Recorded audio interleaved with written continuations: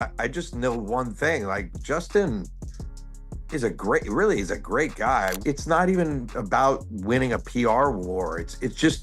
Honestly, it's about saving someone's life. I mean, imagine, Harvey, imagine you being accused of something that you just didn't do. You just weren't part of, and you're caught up in this, and you're a real decent human being. And this is a powerful thing that you're going through, and your whole career seems to have been gone and vanished before your very. According to Bryan Freedman's lawsuit, Blake Lively allegedly contacted producers to have scenes cut for co-stars who were receiving too much positive audience attention. The documents cite at least 7 incidents where she used her influence to reduce others' screen time once they began gaining popularity. Remember that rising actress who suddenly vanished from Blake's 2018 project? The files claim Blake made 3 separate calls, threatening to quit unless specific scenes were res hot. When you look back, doesn't it seem odd how our co-stars consistently fade into the background? The pattern isn't just coincidence, it's calculated, and the evidence makes it impossible to ignore. Judging by this clip, you tell me, even Sony wasn't involved in this. Listen to this. Brandon hasn't seen it, so we're going to sit through it. We just manifested that. But and just know, it's literally, this is not a bit. It's literally not done. So to be honest, what really happened is we were like, we're going to show the movie, and the studio was like, no, you're going to show 20 minutes. So we're like, no, we're going to show the movie. And they're like, it's not done. And I was like, they don't fucking care. Let's just show them the movie. Because you're going to go again, aren't you? You're going to go watch it in theaters too. I don't know. Don't you guys care that the movie be finished and that Justin's take be finished? Look at this. Colleen, Brandon, Blake. Where's Justin? Why was Justin not only she's not allowed to be in any of these interviews, but then she's out there stealing hard drives. That's what she did here to go spread the word on this movie. Twice. And they were like, it's true. They were like, if everything's not perfect and it's not done, and what if we're going to change things? I was like, these are the people who authored the success of the book. You guys are what matter. And you guys seeing the movie is so important to us. So we're so excited to show you guys.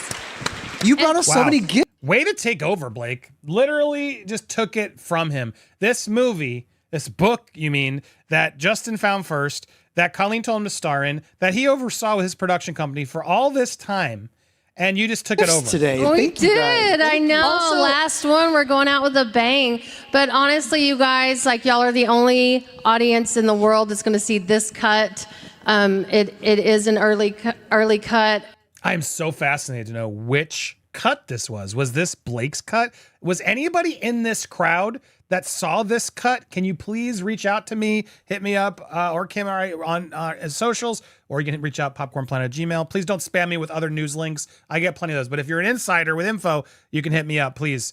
Who saw this cut? And yeah, we're so excited. And busing 2,000 people to a movie theater sounds like a chaotic nightmare. So I just need you all to be excited and patient. This is Okay, look, if they really bust them all over, Sony's in on this. Okay. There's a lot of theories that she stole this from Sony. No way Blake hired all these buses. She wouldn't even pay for her own wardrobe. So there's no way she paid for all these buses. So this must have been approved by Sony. So it makes me wonder which. Huge honor. Blake had to fight for you guys to get to see this early, so we want it to go well. I literally brought the movie with me on the airplane. I have a folder with a disc, a hard drive. I love it. Yeah. I literally stole this from the editors. Some of those editors got fired. But don't worry about that. I have it now. I'm in control. Isn't that lovely? Because you guys are more important than anybody else. No, yeah. And the other thing is, I have the cutest jeans ever that I'm wearing tomorrow night. Also not sponsored. But they're really, really cute. And they've got flowers on them, and they're cut out. And then Colleen saw my jeans, and then she was inspired because she loves me. And she was telling them the whole time how she's Atlas is her favorite. So this is what you're coming into here. So if you're wondering why I'm talking about Great. This. But anyway, did you bring your flower jeans? That was such a genuine. I really do think he's been stuck in his reaction of, Great. You can just tell he's so fed up with all this nonsense. So she has these cute flower jeans, and I was like, oh my gosh, we're gonna be jean influencers. So I was like, we should give everyone patches, because like when they see our cute jeans, they're gonna want cute jeans. So I bought patches on Amazon. Honestly, I haven't seen them. They could be really ugly. People are like, there's an event, there's people coordinating this. I was like, it's fine. I'm ordering it from Amazon. I sent it to Colleen's hotel room. So we have like cute flower patches, no pressure. But like, if you guys want to have ruin your jeans and put on a flower patch, florals up for the DV movie. Oh my God, this woman is insufferable. What she will go to promote this like movie. cute patches to put on your jeans so that we can like, Brandon has them for his Wranglers. I want to iron them on Brandon's pants, but he always has the cutest like vintage Wranglers and Levi's. I don't think he'll. Yeah, way to guilt trip him. You better put them on your Wranglers, your expensive jeans, Brandon, or you're not a supporter, and you won't get that Wolverine gig that Hugh Jackman, Ryan, and Remember When It Ends With Us was hyped as the romantic drama of the year? What began as a dream collaboration between Blake Lively and Justin Baldoni quickly spiraled into one of Hollywood's most toxic on-set meltdowns. But what really unfolded behind the scenes? Justin seemed to have it all. Directing and starring in the adaptation of Colleen Hoover's best-selling novel, and early test screenings showed audiences deeply connecting with his performance as Raoul Kincaid. That's when, according to insiders, Blake's jealousy went into overdrive. She reportedly couldn't stand that Justin's portrayal was resonating so strongly, especially with female viewers who found him sympathetic and authentic. So, how could someone like Blake derail an entire production? The answer lies in explosive court filings by entertainment attorney Bryan Freedman. The documents outline a calculated campaign that started right after those early screenings. Blake allegedly issued producers an ultimatum: reshoot any scenes where Justin drew too much empathy from the audience or risk her walking off set. Sources say she labeled him difficult to work with, a career-killing phrase that has destroyed reputations before. Even more alarming, Freedman's filings reveal that Blake took control of the film's intimacy scenes, dictating camera angles, timing, and even physical interactions. Later, she accused Justin of overstepping boundaries during these very same moments she had choreographed. 3 crew members reportedly confirmed witnessing Blake pressuring editors to cut Justin's strongest dialogue whenever his character appeared too sympathetic. One insider stated, she wanted Ryle to be one-dimensional so her own character could shine. The hostility didn't stop there. Staffers described a toxic girls versus boys environment, with Blake hosting exclusive dinners for female cast members while Justin was deliberately excluded. Texts from the lawsuit show her urging co-stars to distance themselves from him, warning, without proof, that he had boundary issues. Behind the scenes, things turned darker. The lawsuit includes emails showing Blake directly contacting entertainment outlets to spread negative press about Justin, offering interviews in exchange for articles framing him as controlling and unprofessional. Several journalists have privately confirmed receiving these pitches, but refused to publish unsupported stories. Perhaps most damaging of all were text messages between Blake and producers demanding Justin's presence be minimized in the final edit. Make sure I'm centered in all marketing, one text read. Another insisted his interviews be limited to directing, not acting, while a third requested his exclusion from key international press events. When Freedman presented this evidence in court, the industry's reaction was immediate. Insiders who'd long suspected Blake's manipulative streak suddenly saw it documented in black and white. The filings painted a portrait of an actress willing to sacrifice an entire production's success and a colleague's reputation just to keep herself in the spotlight. Not even about winning a PR war. Honestly, it's about saving someone's life. I mean, imagine, Harvey, imagine you being accused of something that you just didn't do. You just weren't part of, and you're caught up in this, and you're a real decent human being, and this is a powerful thing that you're going through, and your whole career seems to have been gone and vanished before your very eyes. I think what hasn't been settled is the fact that they've lost 4 projects, significant projects, the studio. There's obviously the reputational and emotional distress harm. He's got two little kids that pay attention to what goes on in the world. His wife is devastated, and there's others involved in this too that have lost significant business and personal. While the spotlight has been fixed on Blake Lively's feud with Justin Baldoni, the lawsuit reveals something far darker beneath the surface. It turns out Blake's campaign against Justin wasn't an isolated case. It was part of a long-running pattern of calculated sabotage. Despite building her public image around girl power slogans and sisterhood photo ops, Bryan Freedman's legal filings suggest a disturbing history of undercutting female co-stars who gained too much attention. Remember those rising actresses who mysteriously vanished from posters or press tours? According to the documents, those disappearances weren't random. They were deliberate eliminations. Blake's Instagram may overflow with matching bracelets, gushy captions, and empowerment quotes, but the court filings paint a very different picture. At least 7 actresses reportedly saw their scenes drastically reduced or entirely cut after positive audience feedback in test screenings. The pattern becomes impossible to ignore once laid out. Take the 2018 thriller where she co-starred with emerging talent Emma Larson.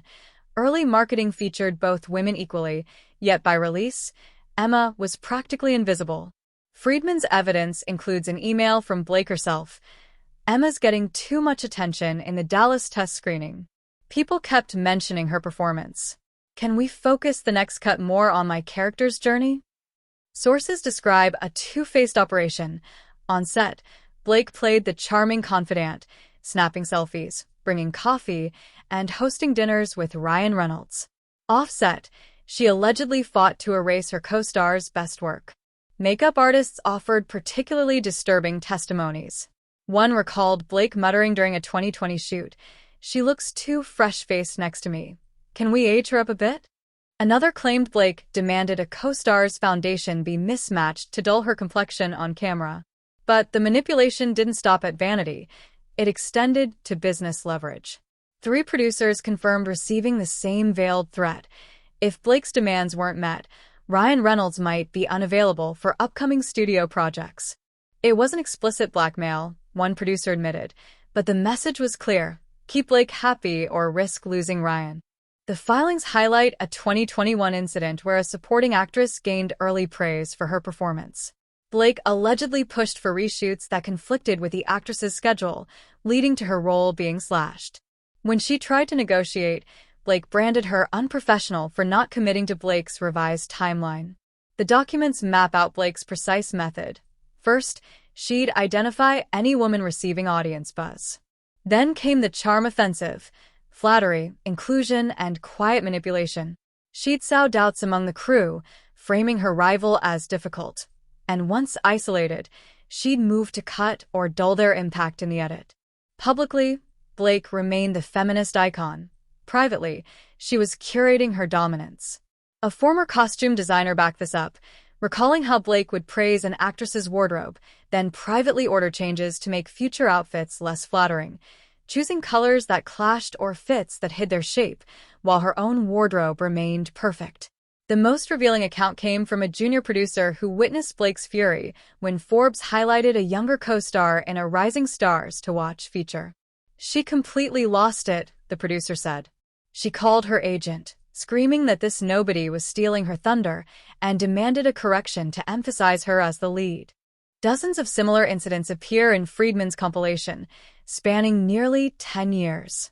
The pattern is unmistakable: not a few petty jealousies, but a long, deliberate campaign to eliminate competition, manipulate perception, and ensure Blake Lively stayed at the center of every frame, every headline, and every spotlight, no matter the cost. Alleged in our complaint that this was a takeover of a movie, and whether we find out exactly what the reasons for the takeover were and who was behind the takeover, I think that we're going to find some interesting documents when Discovery starts, and I'm looking forward to Discovery, because when you start to look into what was in Stephanie Jones's hands, and what was in Leslie Sloan's hands and what was in Blake Lively's text messages, and what those discussions were like. I think we're going to find the answers to this really quickly.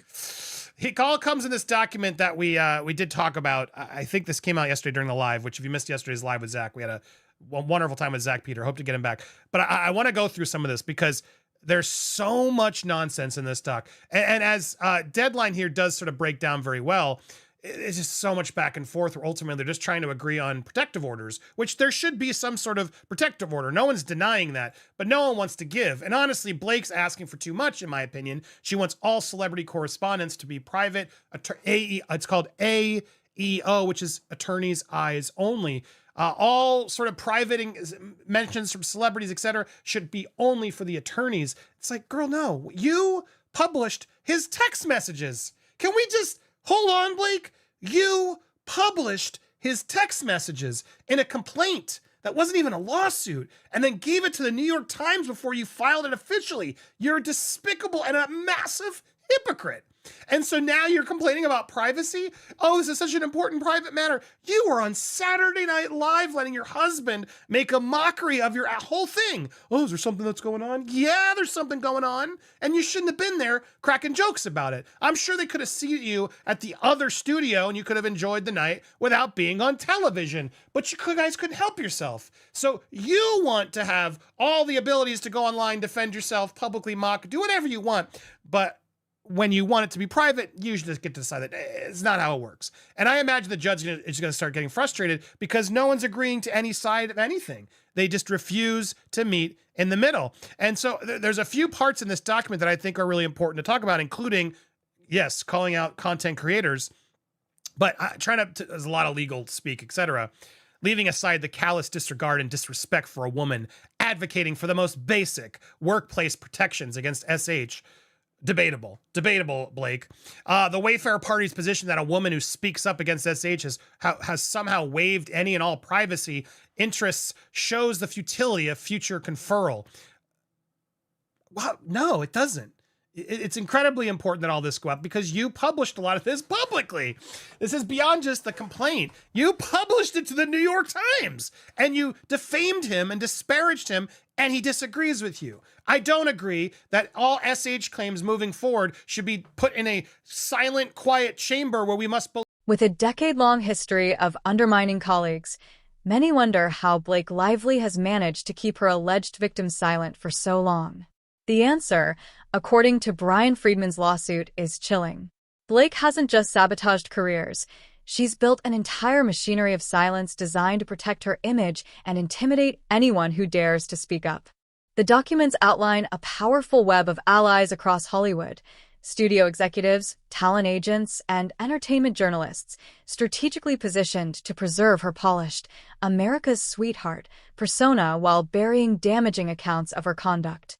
At the heart of this system lies her use of extraordinarily strict non-disclosure agreements. 3 former personal assistants testified under oath that they were forced to sign contracts with lifelong gag clauses and massive financial penalties, extending even to personal interactions. One described it as signing my voice away forever. A legal expert quoted in the filing called Blake's NDAs unlike anything seen in over 2 decades of entertainment law, crafted not for confidentiality, but for complete silence through fear. Yet, the most disturbing element goes far beyond paperwork. The filings reveal Blake allegedly keeps what insiders ominously call her insurance policy, a collection of compromising material on anyone who's crossed her path. A former member of her team confirmed under oath that this so-called dirt file contained private photos, recorded conversations, and sensitive personal information about colleagues. She told me herself she keeps receipts on everyone, the former staffer stated. If you've been around her, she has something to use against you. The lawsuit even cites cases of former collaborators receiving cease and desist letters within hours of making vague social media posts about toxic on-set experiences without ever naming her.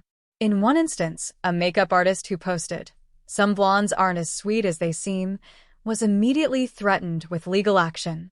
Blake's most effective weapon, however, may be her public image. The documents detail how she repeatedly reframed legitimate workplace complaints as attacks on her family or children.